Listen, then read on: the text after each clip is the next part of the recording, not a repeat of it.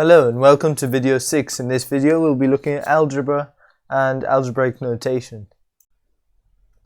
First of all, we look at the definition of algebra. Algebra is the use of letters to represent numbers. Letters and symbols, that is, to represent numbers. We can use algebra to represent different calculations. For example, if we had speed equals distance over time, and we knew distance was 50 meters and the time was 10 seconds, then we can say the speed equals d over t, which is 50 over 10, which is 5 meters per second. Now, moreover, if we look at algebra, there are principles to do with algebraic notation, such as the following. If we have a times b, we rewrite that as AB. And in algebra, whenever we have two different letters or symbols that are stuck together without any operation between them, we just assume it's a multiplication. Now you can actually write A dot B, and that means A times B as well. If we had Y plus Y plus Y, well, that's the same as 3 Y's. So we can just say it's the same as 3 times y. And we know from here that we can rewrite this as 3y. Also, if we have the same letter times itself, such as a times a, that's the same as a squared. That just means a to the power of 2, which is a times itself twice, which is a times a.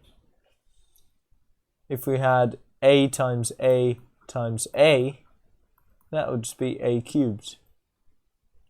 If we had a times b, then we look at the first bit first. And we know that's a squared. And we have the times b. And we go back to the beginning here. And we know that that can be rewritten as a squared b. Finally, we have a over b. That just means a divided by b, which we can rewrite as a divided by b, but we generally prefer not to use the division sign here. We prefer to use fractions when dealing with algebra.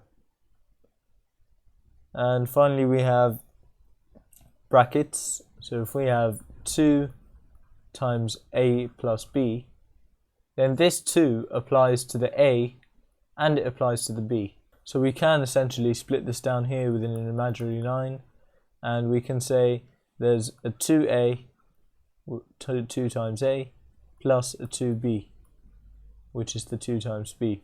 We'll go on to manipulate algebraic expressions later, but that is just a simple way of looking at it.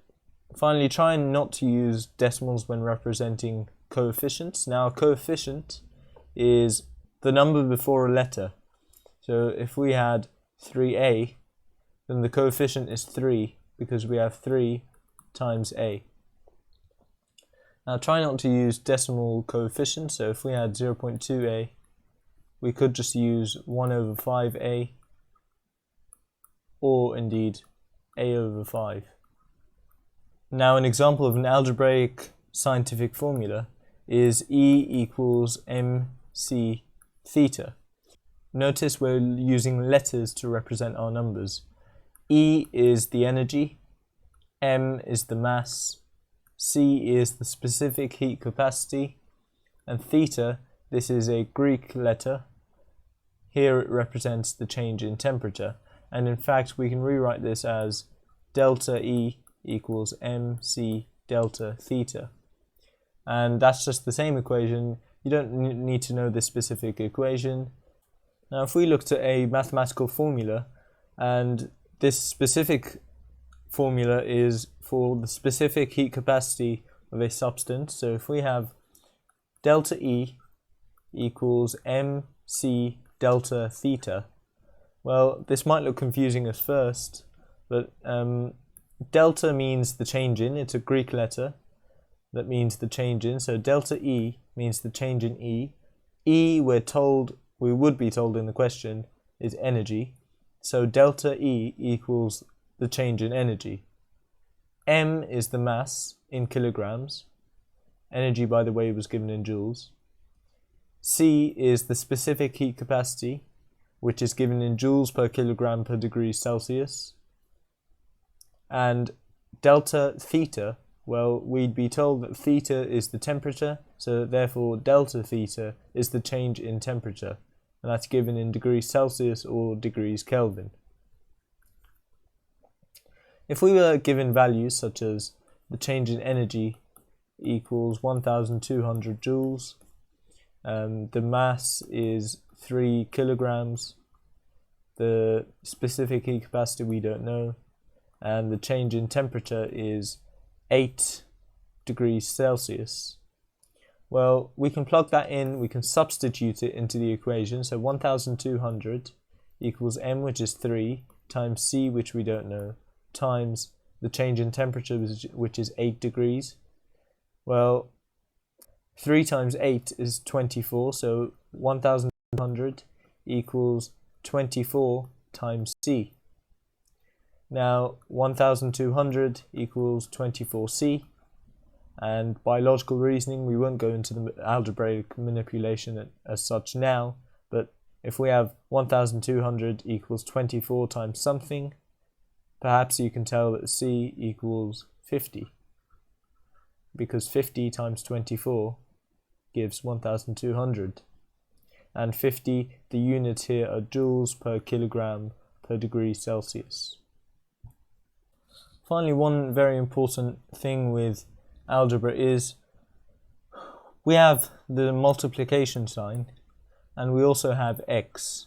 Notice that I've written the multiplication sign with 2 straight diagonal lines, or relatively straight diagonal lines, and I've written the x as so.